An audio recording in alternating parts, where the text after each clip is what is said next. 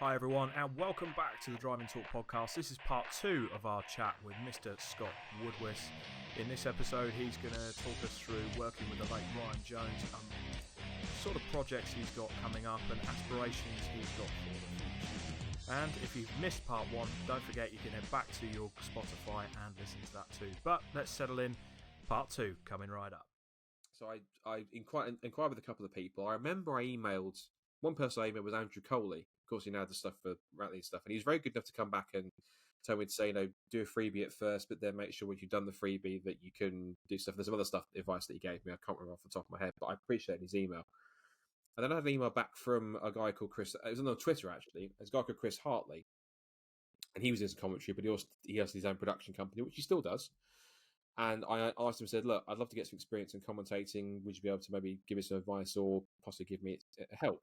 And I'll never forget this because he generally gave me my first real world commentary. He said, well, I'm going to be at Donington Park covering a club racing event. So if you can make it, if you can do it, then why don't you come and do it? So I was like, yeah, great. I can't drive yet, so you might have to come pick me up at the station. I think it was like Nottingham or Northampton station, where it was. It might be Nottingham. Did the weekend. I helped out doing some off-camera TV interviews for some further stuff. You only hear my voice once or twice, and you don't hear it on the broadcast because he did it. Did the weekend. That included some Mighty Minis doing some night races, which was interesting, quite fun. And actually, as a fitting kind of coincidence that's kind of brought things full circle, that actual race weekend was the finals weekend for British Racing Sports Car Club at Donington Park. In October 2012. And so, obviously, it's about less than 3 years later, I'll be working for them, but we'll get on to that. And I remember when we finished the first day, the mini night races had finished, and we switched the microphones off, and I was quite pleased with the day. And bless him, and I'll never forget this either. And Chris simply turned to me and said, "Yeah, that was good." And he went, "Yeah, can't fault you. You're a natural." And that just blew me away, thinking that this is my first time I've done it in the real world. I'm not expecting any compliments or going into it thinking I want to be praised or anything. And he, off his own back, was good enough to tell me that, in his opinion, he thought I was quite a natural at it, which I took to heart. Was quite an amazing compliment. And then I did some more with him at a circuit rally at Snetterton. I didn't do very much in 2013. That was kind of a lean bit, so I did lots of sim commentary on that to keep myself busy. And then 2014 was when I managed to get some trackside stuff, some BRCC stuff. I got one event in MG Car Club with a good mate of mine, Chris Dawes. Who taught me a very important lesson. Good old Dawsey. Yeah, Dawsey's fantastic. There's still a point in that weekend. I'm talking quite a bit here, but there's a bit which he still remembers. If he listens back to this, I might actually make him start killing with laughter in a minute if he listens to this. Which is, I think we're talking about why this is so funny. I don't know. This will be clear when I tell you.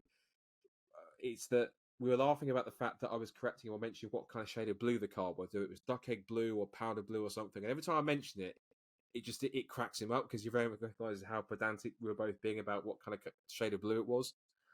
Don't ask me why that's funny. Don't ask me why it's like an internal joke with us, but just the fact that we mentioned what kind of blue is that, Chris, and it always gets him every single time. But and just to finish this point, he gave me a very piece of valuable advice in terms of being in career, and he said to me, for as long as you're in the sport, always be a fan of it first, and never lose that feeling, because the moment you lose that feeling, that's when it becomes like a chore. It becomes like a job. It becomes like something that you have to do. And I've always tried to go by the principle of, I never want to fall out of love with the sport. So I try and make sure that I stay a fan first, regardless of what situation I'm in. It could be a club event at Brands Hatch, or it could be going to a circuit on location somewhere in Europe or further afield.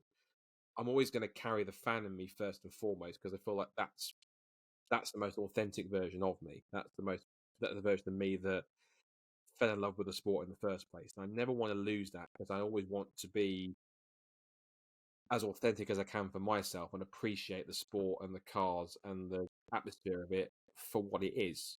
And usually it's something that just attacks all the senses and just provides you with such a feeling and such an emotion that others in other sports like football or anything else would probably think exactly the same thing with their sport. But to me, there's no sport and no thing and no interest or pastime or anything else that just makes me feel things more than motorsport. And whether it's the thing I can explain or not, it's just something I've kept with me. And that whole thing of, I try to keep it here at least subconsciously, thinking I always want to be a fan of the sport first and just never lose that. And because I know the moment I lose it is the moment that I've fallen out of love with the sport, and it has to take something pretty drastic or horrific for me to want to completely get away from the sport and not do anything. And I can't see that happening anytime soon. So, but that was the first couple of years until I got to where I am now, I suppose. So there's hope for me yet then, Rob, with my COVID Xbox Clio Cup commentary that I did, where most of the drivers switched me off because they were laughing too much, and I called Rob to crash in one race. It was so funny. The problem was, Paul, your commentary wasn't so much commentating on the race; it was just rinsing the absolute pee out of all of us while we were trying to race. And I get to a point that when you get to a point where you're very giggly, and it's then very hard to concentrate, let alone steer a sim. This is all during COVID, so that's actually how myself and Paul met. Sim racing, COVID Clio Cup, which I've got the trophy here up on my mantelpiece. That I won it. Project Cars on the Xbox, and there's us lot. And Paul did a bit of commentary instead while we all just cracked on. I hadn't intended on doing commentary. It's just that I hadn't ordered my steering wheel quick enough, and you lot all wanted to go off and do it. And so I thought, well, I can't really race on controller, because one of the things was we all had to have our sim wheels, and then obviously there was a global shortage because everyone who was interested in motorsport decided to buy an Xbox sim wheel. So I was too late to the party, so I ended up doing some commentary. But similar to you got to do it in your own style. We knew that pretty much there was about 10 or 20 family members and friends who were watching it as it went out live. But I mean, nothing compared to what you're doing, obviously, Scott. But it is enjoyable, and it's the ability to translate what you're seeing and just talk about it. If you've got the capacity to do that, then you can tell the people that are more natural. I mean, obviously, I sort of faked a few press releases from a few of the drivers during the practice sessions, and these guys were taking it really, really genuinely seriously. I mean, Rob talks about that trophy. One of our friends in our WhatsApp group didn't talk to me for 3 months afterwards, because in the second series I nudged him in the rear quarter in the last race and ruined his whole championship.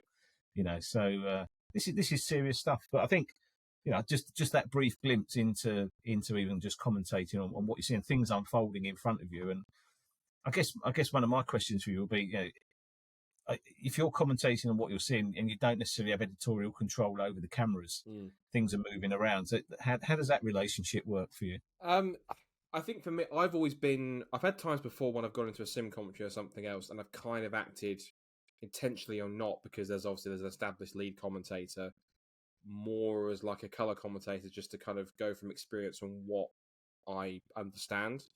I work better as what they call a play-by-play commentator, essentially just literally saying what you see on the screen and then adding in some stuff. But there's something I try to keep in mind as well on top of that, where if you're solo, because there's something that David Addison, who I consider a friend, and he actually was good enough to give me some advice when I sat with him. I think it was just before touring car meeting. I think it was on the Friday or so, whatever it was, and sat and had a long chat with him when I first met him, about 2015, I think it was, 2014, 2015. And something else that he said in other interviews about talking about commentating what you're doing is that ultimately, there's two things he kind of taught me. One is that ultimately people are not there. You're not there to showcase how much you know. You're there to essentially to give those watching information and to inform them, but in the right way of what's going on the screen, not to show how much you tell the story of the race rather than showcase how much you know about the sport, etc. Because you've got a color commentator, someone who's the expert, you can lean on them because you can kind of bounce back and forth. In my experience, when you're kind of a solo and you have to play kind of both roles a little bit, which I can sort of try and do, although I prefer having a co-commentator where possible, is you have to find the balance between showcasing what's going on track, and if there is a bit of a lull going on, you can kind of say, well, this is going back in 7th, 8th and 9th, or there's a driver that's back in 9th and you remember a fact about them, you can say, oh, well, he's have 3 podiums so far at this point in time, and he's now trying to go for a 4th, but he's a little bit further back than he wants to be, and just going forward, just describing it in your own way.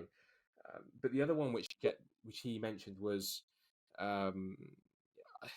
the example he gave was that, for example, let's say if you're the average motorsport fan might have, so you want to come across in a way that kind of is obviously entertaining and engaging enough for the regular motorsport fan, but also as well you want to try and catch the attention of the average person who, let's say, someone who's sat at home and they watched a little bit of motorsport, but they're not kind of like a massive fanatic, and they've got it on in the background. They might be reading the Sunday paper or something. But if something happens, you got to again, it's about finding the balance between having enough enthusiasm that means that you can showcase what's going on, and having the right tone so you can then get the severity or the significance of what's happening, without either going to one extreme, being too dull. And for example, if someone makes a move by sitting there and just going, if someone makes a passable lead, but if you sat there and went, it's up the inside and, oh, passable lead, and he's now in front and he's trying to pull away now. Whereas the other side, you go crazy, you go, oh, he's passing from a lead, that's incredible. And you literally go to the top of your lungs when it's just a pass for 7th place or something.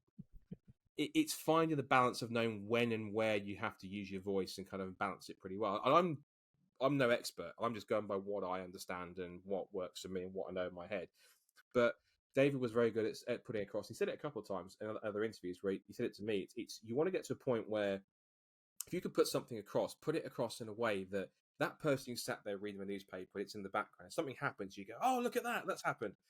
To make them kind of look up from their paper and go, oh, okay, what's going on here? You catch their attention, and it's kind of, you've got to find, again, it's all about, I've said it several times, it's finding that balance between, because I've seen some, and I'm not one to criticise commentators, I never try to purposely, but I'm talking generally here. I've seen some who, or heard some, who they talk and they've got the knowledge, but they don't seem to have like the pitch and the tone, either be a bit monotone or they're too low, or they don't get excited enough to warrant being excited about something. It could be a passable lead, and the talking as if it's the 3 cars following themselves in procession. It's kind of like you want to give a bit more energy to it.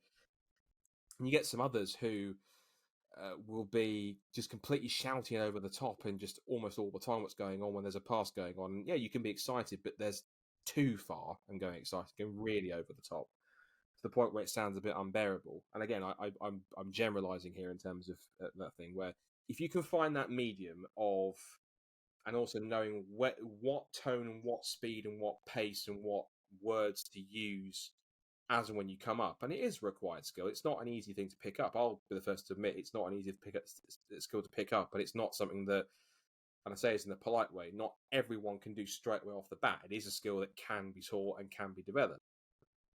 But it's just some people tend to fall into it quicker than others, and I never claim to be an expert. I just say what I see, what comes to mind, and what's happening, and use what words and phrases work for me in my head. The one problem I always find with myself is that, and I do this way too often, even when I listen back to myself talk, maybe if I listen back to this podcast, I'll probably figure out I've done it a couple of times, and I know I do this.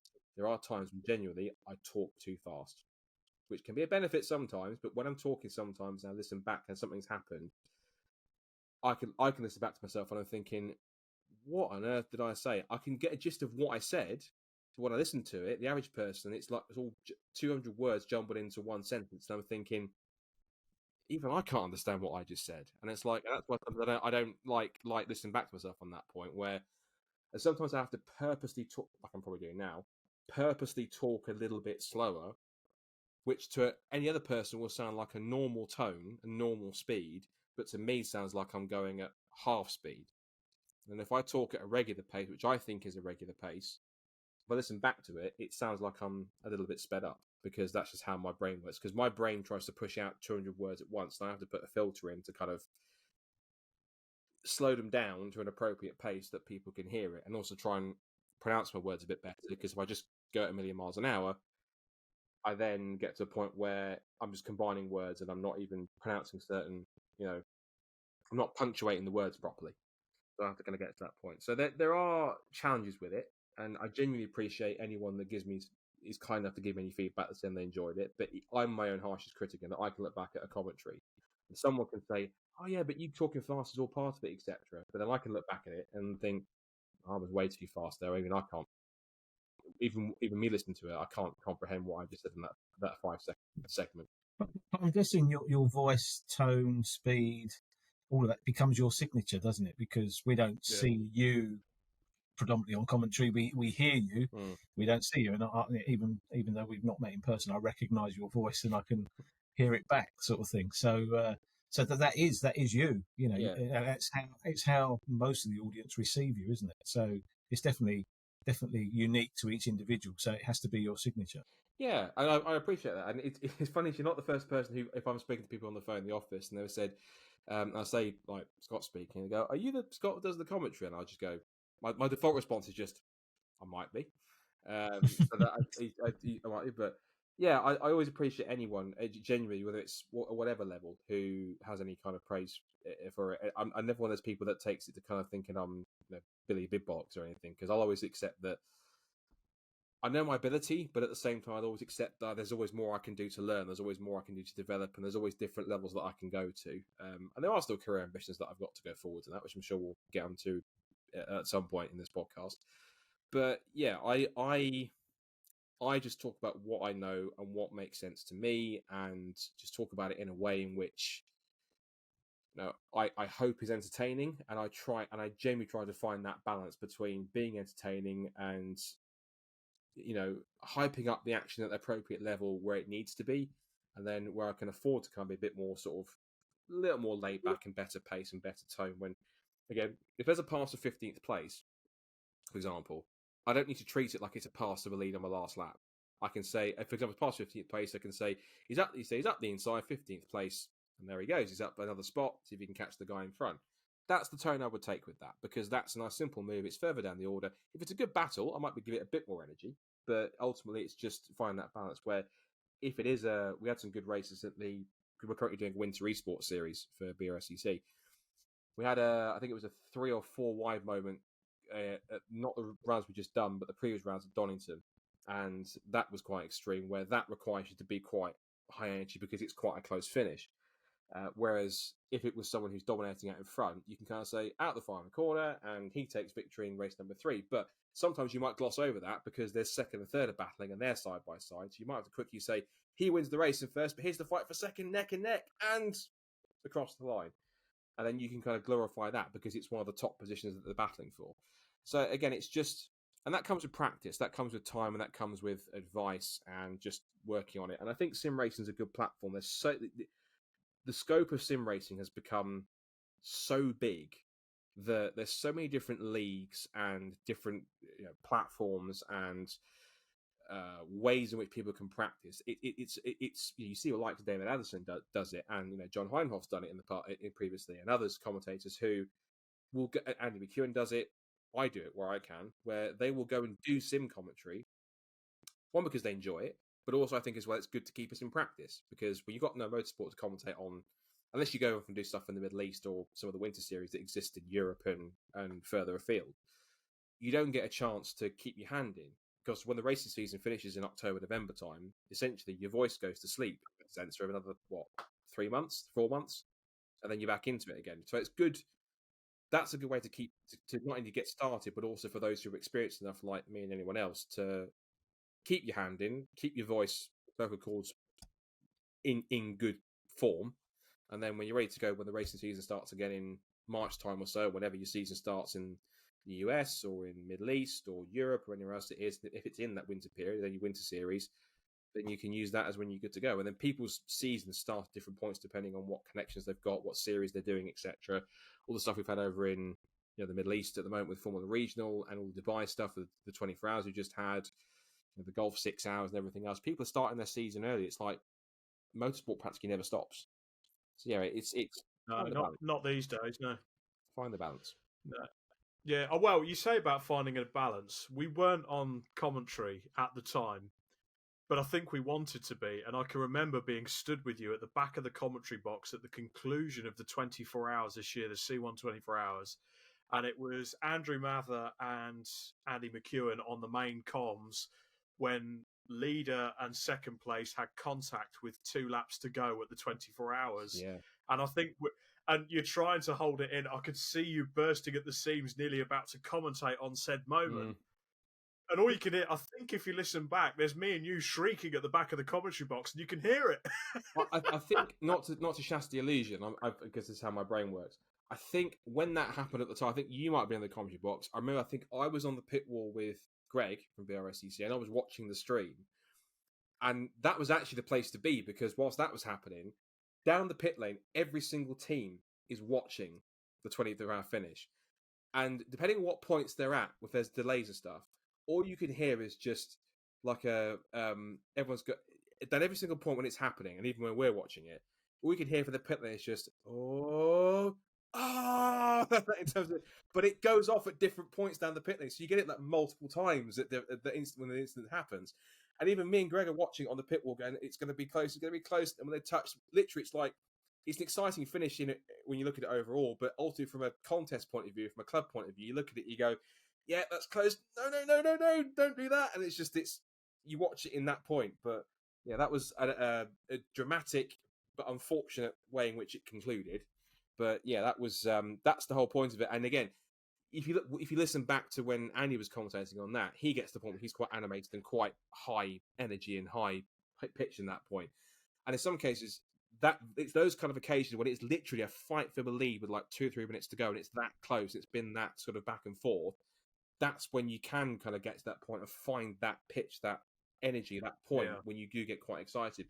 One of the best ones as well, I've talked about him a couple of times, but I think for the best I've heard of someone going like another octave was, just to go off on another tangent, was when the mini sevens, when the mini melias were at Thruxton, I think it was last year, and I will never ever forget the fact that when I heard David Addison's voice literally go to an octave that I've never heard it before in terms of vibe. If you listen back to it, I won't try and replicate it, but it was the point when Jeff Smith kind of just tried to go down the outside of everybody, got it completely sideways. Oh, into the club chicane. Yeah, had to get the club chicane. And again, and this is if David Habbers listens back, this is a genuine positive. I'm not being critical at all, because he's one of the best commentators I think genuinely out that we have from the UK out there. And his voice went to a pitch I've never ever heard it go before, and that was one testament to his range, but also to his expertise. But 3, just how epic that race was. And Mini Sevens produce a great race wherever they go. So that's on that BTCC package. They outdid themselves at Thruxton, and that was just it was hilarious, and yet I had a tinge with admiration, because I was thinking, how do you make your voice go that high? I've never even heard his voice go that high before. It was absolutely incredible. But yeah, so there are points when it gets that exciting, when you can go to that level. It's just when you have to manage it and not go completely bonkers for points where you don't have to. At least in my personal experience of kind of 10 plus years of doing sim and comms and everything on top of it. Yeah, so I mean, we're an hour and 20 into this podcast. It's flowed so well so far. It's what happens when you get a commentator on. The conversation just you can't goes naturally. So as we sort of get to head towards the finish line as such, what has been your best moment in the commentator's seat so far, or best moments? I think it would have to be the points when I've gone to different places and kind of seen them for the first time. One of the weekends that I'll always remember was a couple of years in. It was 2014. Again, BRSCC weekend. And it was a weekend that was full of, at the time, 2 of my favourite kinds of racing. It was Mazda MX-5s and it was Caterhams. I still love Caterhams to this day. I don't see them as much as possible because they're not with BRSCC anymore, but I still appreciate them all the same and enjoy their racing when I can see it. And that weekend, I remember I got the call up, and it was to commentate alongside a genuine bona fide legend who's very sadly no longer with us now, but I had the privilege of working alongside him and working and being with him whilst he was around us at the club, and that's the very late and incredibly great Brian Jones. And I had the privilege of working with him twice, and the first time I did was Brands Hatch 2014. And this was after I'll tell this story actually. So bless him, I think it was not long after he'd had a health incident, and I think, again, forgive me if this is wrong, this is anything what I remember from memory, I think he'd had possibly a stroke of some kind. Again, forgive me if it's wrong. But so he was maybe a little bit slower than he had been before. And so he was going through his day and going through it. He may have made one or two mishaps and mistakes, but it was just it was Brian being Brian. He was that unique voice and that unique personality, and he was just absolutely genuinely just doing the best job he could. Absolutely the best job he could. And I remember he got to the end of the day and he felt a bit kind of upset with himself and thinking he was almost like saying to himself, like, I wasn't the standard I really felt I should have been. I tried to comfort him and said, look, look, you did the best job you could, and you're still the great comic that you've always been. So I'm sure go forward you'll be absolutely fine. And I tried to comfort him as best I could. So Saturday finished. This is before I moved to Kent. So I went to my hotel, came back on Sunday morning, and this is about 9 o'clock. Got into the commentary box, and I sort of sat there, got my iPad set up. Had I think they still do it in the Brands Hatch commentary box, but you could put like a TV on. It had I don't know, Sunday breakfast TV, whatever it was on there, so you could put it on there. If there was some racing that was like a Grand Prix, or on there, Sky Sports F1 or whatever it was, or you could put ITV4 and have touring cars playing in the background, which some commentators of us have done in the past, keeping tabs of that whilst the race is going on. So it gets about half an hour to go. Brian's not there yet, so I'm thinking, okay, that's fine. He'll be there in a minute. Gets to 15 minutes to go, and he still hasn't turned up. So I'm sort of talking in the chat with a few of the guys I know in motorsport in this little collective we've got. And I said, guys, he's not here yet. Like, I don't know what to do. And they said, well, if he's not here, then you'll have to start without him. And me being sort of the polite person I was at the time, I was like, not that I'm not now, but is that I thought, well, is it disrespectful of me to start without him? Because I consider him to be like a well-respected person. I don't want to start without him and feel like I've disrespected him or not played my role as I should have done. So I'm sort of sat there thinking, like, well, what do I do? Like, I've got to do something. Gets to 10 minutes to go, and he's still not there. And I think, and it's getting to the point where it's nearly going to start letting cars out the assembly area. I'm thinking, what to do? So I'm texting them saying, guys, he's still not here. What do I do? And they're like, look, just you're a commentator. Start. Do what you're going to do. That's what you're there for. Gets to 5 minutes to go. Cars are starting to come out onto the grid before they get going again. So I resigned myself to thinking, I've got no choice. I've got to start. I've got to go. So I flipped the microphone on and said, morning. I don't know exactly what I said, but it was words to the effect of, morning, Brands Hatch, BRSCC, Manchester MX-5's lining up, Scott Woodwiss here, Brian Jones was also in the commentary box with me, not here yet, but he'll be here along shortly. So 10 o'clock comes, race starts, still no sign of him. So I thought, right, I've got no choice, I'm just going to do what I need to do. So I commentated, got for the first 5 minutes, and then I noticed that the door in the commentary box opened, and in came, when he was part of the BRSCC, Drew Furlong from when he was in his role in BRSCC, and a lady called Annie, who was the Southeastern Centre. I think she was the Chief Marshal. They both came in. They were kind of giving me like a almost like an odd kind of like look as to what was going on. And I thought to myself, oh Christ! Like I knew I shouldn't have started. I should have waited for him to come and then and not start until he went. So I found a break in the race, and I turned around and I went, look, I'm really sorry for starting without Brian, but he wasn't here, so I didn't know what to do. And thankfully, their response was, they went, no, you're fine. It's all good. You're here as a commentator, so you're doing your job, but we're just wondering where Brian is. Where's he gone? And I was like, oh, thank God. I thought I was going to get lynched. But so I said, well, he's not here yet. I'm not sure where he is. No, he hasn't contacted me or called me. And he went, okay, no problem. When he's here, we'll send him up and you carry on. So now relieved, I could properly get into it. I was already, but I could fully relax and go into it. About 2/3 of the way through, I noticed that corner of my eye, good old Brian, he ambles into the commentary box, gives me a little wave, and I was like, yeah, cool, and then carried on. And he sort of stood there and kind of observed the race and everything, finished off the race. When the race finished, I kind of went over and said, are you okay? He went, yeah, I'm fine. I'm not going to imitate his voice, that would be impolite of me. But, and he simply turned to me and he went, I realised that yesterday I wasn't quite on the same sort of form as I could have been. And I went, no, you were fine. I was reassuring him. So, no, you were fine. You're all good. So he said, I think it's best if I stay in one place today. And bear in mind, this is the second ever time I'd ever been to Brands Hatch. And this is like the number of commentary gigs I'd done was still on single digits. So he said to me, I think it's best if I'm in one place on the weekend. So I'll tell you what, if I go downstairs and do the podium interviews, I'll leave you up here and you can commentate to the circuit. So this is Brian Jones entrusting me with the entire Brands Hatch commentary box on my own to commentate whilst he goes downstairs and does podium interviews. And my mind was genuinely blown, thinking he's entrusting me to do this by myself. And obviously I had confidence in my abilities, but that was a different time when I hadn't had all the experience that I had now. So so I did the best job I could, and it was mostly MX5s and Caterhams. Went downstairs, did the podium stuff. I just did the upstairs stuff in the commentary box, and that was at the time in Caterham when the coordinating team there, when I met them properly for the first time. So there was Jen, who used to work. She did some work for TCR, and then she's moved on, I think, to do some event planning stuff. There was Laura Tillett, I think, and she was working there, sort of working at the seats. And there was also Abby Hay as well. She's now working in Australia for SRO. And so I met them for the first time on that weekend, and that was when I properly started getting. I loved Caterham racing at that point anyway, so I was getting into that, and that was a great weekend all round. And they appreciated the commentary, and the Mazdas was good. Finished off the microphone, and then bless him, Brian said something again I didn't expect, but he sort of signed off from the podium for the last race, and he effectively signed off towards the end. He said, "So thanks to everyone for being etc., etc., etc." And then he went, apropos of nothing, he went, and I have to say thank you to Scott up in the commentary box.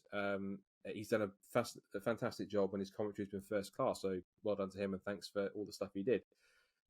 And it was like, I'm 23 years old. I've been in the industry like 2 or 3 years, and I've got someone who is literally the voice of Brands Hatch, who is good enough to give me praise like that. And it was one of those moments where it genuinely blew me away, thinking he didn't have to say anything like that, but he did.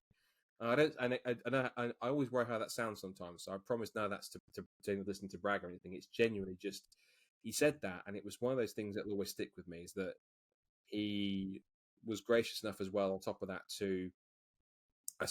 I ended up, another time we commentated was Croft in 2015, and I ended up taking him to the circuit from Kent all the way up to Croft, staying at the hotel overnight. We did both days of commentary and drove all the way back, and that was probably one of the best 8-hour round trip I've ever had in my life, because sitting next to him and him telling me stories and anecdotes and advice and everything else on top of it, I absorbed it all like a sponge. And so for him to be, kind enough and nice enough to say something like that at the end of the commentary weekend, when it was only my second ever time at Brands Hatch, and everything else on top of it that was going on that weekend with me and everything else, was just something that meant a lot, and it's something that's always stuck with me. And I was obviously a bit heartbroken when he passed away at the beginning of 2021. And I think another standout for me moment as well, to wrap this up, because I appreciate, again, being a typical commentator, I am but it almost came full circle quite nicely when I've had the privilege of commentating on the Formula Ford Festival, which anyone who knows Brian, he loved Brands Hatch, he loved Formula Ford, and he loved the festival.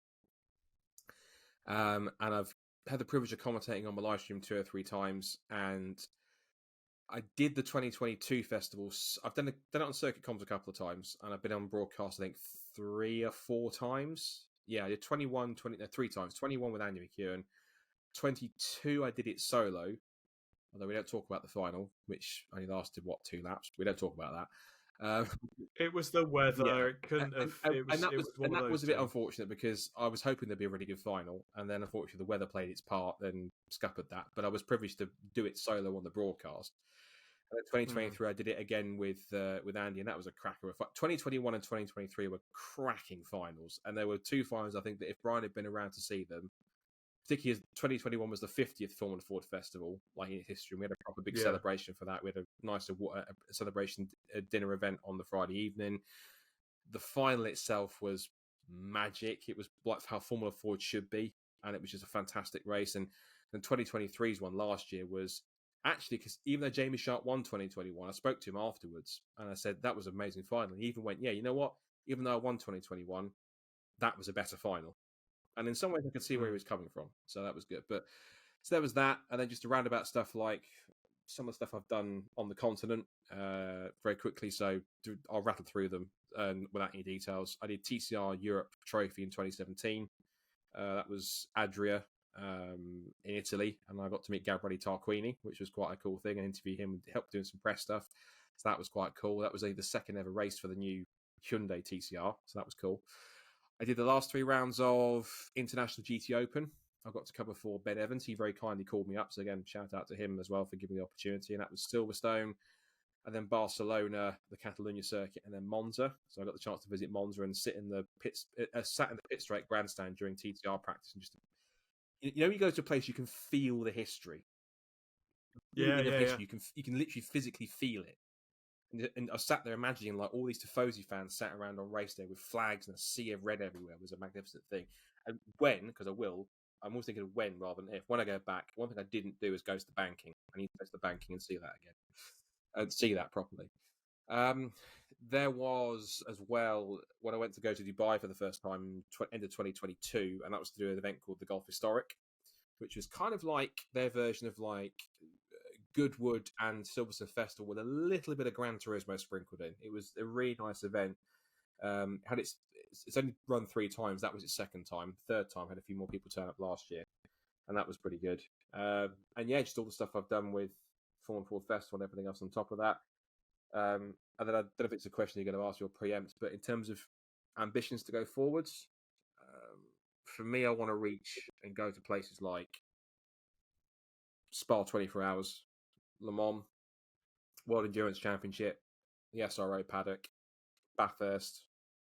I want to go to. I want to see. I want to go to Imola because that's one of the circuits I want to see because it's a great circuit, and also I want to see the Ayrton Senna shrine or the monument. And just I want to go to those higher levels of the sport, and I want to go up there and test myself on those levels. I haven't mentioned F1 because I'm not purposely aiming for F1. The reason being because I feel like, particularly the period it's in now, I feel like everyone wants to go to F1 and everyone has the ambition to go to F1. I feel like it's very much motorsport is in general anyway like a pressure cooker environment, but I think in F1 it's especially high pressure. Not that I couldn't cope with it, but it's more I would rather be in an environment where there's not as much pressure, but I can still enjoy it and not feel like you're constantly under a spotlight all the time, like you probably would be in F1. That's why paddock. Just, I think you just need to get on Netflix to get in F1. Really, is that right, Paul? Probably get a Netflix contract. Yeah, there's many ways into F1, but you got to have a budget at every level, haven't you, to get into F1? Yeah, but for me, it's like I'm not purposely aiming for F1, but at the same time, if someone says to me, "Do you want to do something for it?" I wouldn't necessarily say no, but I'm not purposely trying to get there. My ambition is more, or aim is to go to those places that intrigue me more and that are slightly more accessible to people, and you can bring those stories much easier and make stars of them more in their own right, like Bathurst, whether it's the 12 hours or the Bathurst 1000 and supercars, Spa 24 hours, the SRO paddock, WEC, particularly where it is now with the hypercar classes we've talked about, and other places like that. Those are the paddocks I want to be in. Whether it's more stuff with PCR and touring cars on the continent, just more stuff on the continent that isn't necessarily F1, but it's events in their own right, which you have the opportunity to help in your own way make stars of them. They might have been the same exact star level as F1, but you can make stars out of them nonetheless within their own respective category, and that's what I want to do. And I love researching, I love storytelling. That's what I want to do going forwards in wherever I go in motorsport. But as far as I can go towards the top, all I want to do is just to help at each event I go to, just tell the story of the weekend, tell the story of the people within it, and just hopefully leave a mark on there that I can look back on. And I'm so far from where I've achieved, but there's things I still want to do. And I hopefully want to use this year as a year to go forward to taking to that step and go forward in the next few years, because I've got an idea of where I want to go now, and I just want to reach that next level and eventually continue forging the career that I can look back on in the next 20, 30 years. I can do in a way already now, but look back there and just be proud of it, really. And Is there a role for someone with your skill set within teams in sort of various hosting stroke event type spaces? So rather than overall in terms of circuit commentary, to sort of to embed yourself with the team and do that for them? I'd be intrigued to do that. Yeah, it also that on top of that, and also anything in terms of media work and social media work and content creation. I'd be intrigued to look at that at some point in the future as well. That's probably one of the routes I'd like to go on to, wherever my career outside of commentating and presenting takes me. Alongside it, I'd eventually at some point in the future I'd like to have a go at being involved with a team or with a championship, whether it's national level or like an international support level, and eventually go to places like, again, those kind of paddocks that I want to go to. It's almost like I don't want to have a set route to how I get there. I've got an in place. The end goals are where I want to get to, but I'd like to kind of let whatever path I take to get to that, just let it take me there, rather than saying, well, I've got to get there via this route and that route, because then it closes it off as the only possible way it can happen. Whereas I want to just say, right, this is where I want to go, whether it is commentating or media work or voiceover or doing social media or content creation or press officer or whatever it is. I know the paddocks I want to go into and frequent and make my career in, but how I get there, I'll let the way things play out decide. Obviously, I want some direction to it, but I want to see the end goal and just let things play out and see how I get there, and not have one set way in which I get there, and get there however my career and however the opportunities take me. To commentate would be great. Just see, we'll see. Just see which way the river flows, as That's such. Yeah, well, I'm sure if you ever want to bring anyone onto a podcast, Rob's trying to get rid of me on a daily basis. So looking for someone who knows what they're talking about. I'm just a Max Coates stand-in this week, well, you know. Well, but I'm sure that's not true. Rob, you got my number. It's fine. You can call me later. Exactly. Yeah. But feel free to invite anyone on and talk to them with Rob via this platform any time. You're more than welcome, and really appreciate you giving us all your time today. It's been really insightful. No, thank you. As I say, I warned at the beginning that I'm someone that if you let me go off on a tangent and talk, I will talk. So I even have to pause myself and think, Scott, you've talked enough now. Just wrap it up and shut up now and let somebody else speak, or give them a chance to breathe and digest all the 5,000 words that you've just said in 2 minutes. You have to kind of work on that, and I'm still working on that. And I will never claim to myself to be. I'm doing it again. I will never claim myself to be the perfect commentator. I don't think there is. I think that's the beauty of it, is that everyone's got their own unique style. Everyone's got their own unique way of going about things, and I can only translate what I'm seeing on track into the words that I want in my own way, eventually into the words that I'll produce to describe it. As I say, I'm very much more play by play, so I will simply just describe it as it is, but I will also happily throw in the facts that I want to throw in, what's going on, someone's won 2 or 3 races prior, stuff like that. I will always try and do it that way. At the same time, I'm always my very own worst critic, and also I had a meeting with somebody recently. I think I'm also a little bit. I need to work on my own self-promotion, because, I if you look at some of the other commentators that are out there, they have a proper website or social media presence. I think I'm so, and this is not a negative, I'm so engrossed in doing VRCC work, as I should be, because that's my day-to-day role. And I do commentary and presenting work for them on top of that as well. But ultimately, in terms of where I want to get to, I feel like I need to kind of showcase myself a little bit better, because I haven't really done that the last 2 or 3 years. So I'm looking at putting myself onto a better platform in terms of what I've done so far, showcasing that and just putting it out there, because the people the connections that I feel like I should be going out and making, and the people that I should be connecting with, and maybe the agencies or the people that I want to get involved in, I think I need to at least tell them in my own way that I'm here and this is what I've done. And it's like, I've done 10 plus years worth of experience, but it's like I haven't told anyone. And if I've done stuff, for example, like Super GT or Brazilian stock cars for Motorsport TV recently and stuff like that, opportunities that I'm very, very thankful for, and I'm always thankful and grateful for any opportunity that I get. That goes without saying. I feel like at some points, and I'm speaking out loud here, this is not me complaining or bemoaning anything at all. I'm purely just stating how and what I've realised is that I don't give myself enough of a chance to properly promote myself, and I feel like because of that, I have kind of purposely ring-fenced myself unintentionally into kind of spot where if I get an opportunity, it's because somebody else can't do it, and it's like I do it for one, and then I almost feel like I'm becoming a bit of a super sub. Nothing wrong with that at all, but as I say, I'm my own worst critic. So if anyone's going to be critical of that sort of thing, it's me. But ultimately, I know what ability I can do. I know what I can do, what knowledge I've got. It's just I have to put that all together. And as someone's told me, including Rob has at some point, it's just, I think the phrase is, I just got to go for it. But I can't, the only person that can go for it and do that is me. And so I need to kind of figure out the strategy of pushing myself out on that platform amongst everyone else.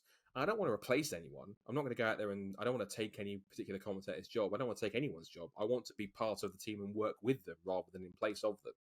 So it's kind of, that's the key thing in terms of, I don't want people to think, I overthink these things too much, but I don't want people to think that if I'm going out in that point that I want to take somebody's job. Like, for example, I want to take David Croft's job.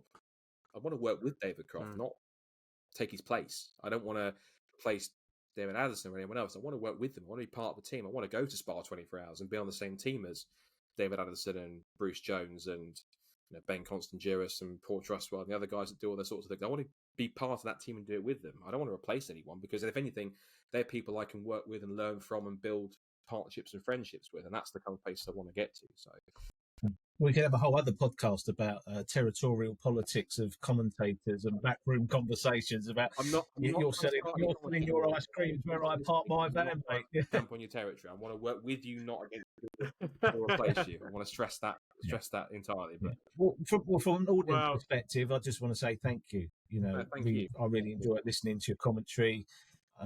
It adds a lot of flavour to what's going on. From my perspective, it strikes the right balance whenever we listen to it. So long may you continue, and from my perspective, I wish you every success, and please keep doing what you're doing and try and do more of it. Well, the only response I'll give you is I'm glad someone listens to it. And from my perspective, Scott, it's been great to work with you. Certainly my first journey into the commentary foray last year was working alongside you, and we've worked together a few times since, and we've had some good fun along the way. And we're going to have a load more this year, because certainly, albeit I haven't got any dates confirmed outside of my C1 commitments, I'm doing a bit of racing myself this year, so that's obviously I'm going to have a bit of fun with that, and we'll see where this year takes the both of us, Scott. But thank you very much for coming on to the Driving Talk podcast, powered by Icon. We've had Scott Woodwiss on this week for a great chat about the news. I mean, we spent 40 minutes just talking about Daytona and the Monte Carlo Rally. That's when you get your guests on that really know their motorsport. You have a good chat, a catch up. Scott, we can't wait. We will have you back on the podcast in the future to talk more, because there is more to come from you, good sir. We know that. And if I may say so as well, just not to hijack your exit as well, but I do want to say this, and it's not planned with anything else. I just want to say, you mentioned about me bringing you into commentary as well, and I will say publicly on this podcast, and whether it embarrasses him or not, I don't care, because it's the truth. When Rob did his first broadcast commentary on any kind of things, it was a 2021 C1 24 Hours, and I guarantee you, both me and Richard John Neal saw when you did that first feature, when you're doing your best Mark Larkham impression, of going through the C1 stuff and thing, which, to be fair, you do a damn good Mark Larkham impression in your own right, in your own way of doing stuff. Genuinely, I will embarrass him in this thing. I don't even care. I'm in that kind of mood. But he did his first presenting job, and even that first piece to camera, me and Richard looked at each other and went, "This boy's a natural." And genuinely, ever since you've started doing broadcasting, those 3 years, there is not one, even at Race Remembrance. I think Race Remembrance, you're in your element, and a couple of others that you've done through C1s and everything else, and the stuff that you've done last year as well. Any single time I've seen you on camera, I haven't had any thought other than, given the lack of experience that you've got, for the short time you've done it, and the way which you do it, and the way you picked up things, or you just picked up naturally or not, I think you're genuinely, I don't say this just for the sake of it, you are genuinely one of the best natural presenters I've seen. So the fact that you've done that since 2021 doesn't feel like it. It feels like you've been doing much longer than that. So from genuine feedback or praise from me to Rob, you say keep doing what I'm doing. Likewise, mate. Keep going, because you're very, very good. Yeah, and I don't do praise for Rob, so I'm off down to the spa to go and get a massage from carrying him throughout all these podcasts. So the room must be on that note, ladies and gents. On that note, ladies and gentlemen, my thanks to our guest this week, Mr. Scott Woodwiss, and to my wonderful co-host Paul Harvey, who is back for this week. We've got a bit of a treat for you next week, folks. We've got the team from the 1990s BTCC, or for your podcast lovers out there, certainly if you are listening to this, they have started and been very successful with the Stories from Super Touring podcast. So we'll be hearing from the team about how it all started and how it's all currently going. But for now, from the Driving Talk podcast, I've been your host, Robert Lewis, with Paul Harvey and Scott Woodwiss. Goodbye, everyone. And that concludes our chat with Scott Woodwiss in 2 parts across his commentary career. It was great to hear about his relationship with the late Brian Jones there and his aspirations for the future. And if you want to hear about what Italian marque he's going to go and work for, I suggest you get across to his social, because I have a feeling he has announced it now. Thanks again for Scott Woodwiss to come on for us. And don't forget, next week we have got the team behind the 1990s British Touring Car page and the Stories from Super Touring podcast coming on to have a chat with us. So it'll be great to hear from them all and hear about where it started and what they've got planned for it coming up. But for now, it's been the Driving Talk podcast. I've been your host, Robert Lewis, and from Paul Harvey. Thanks for listening. We'll see you next week.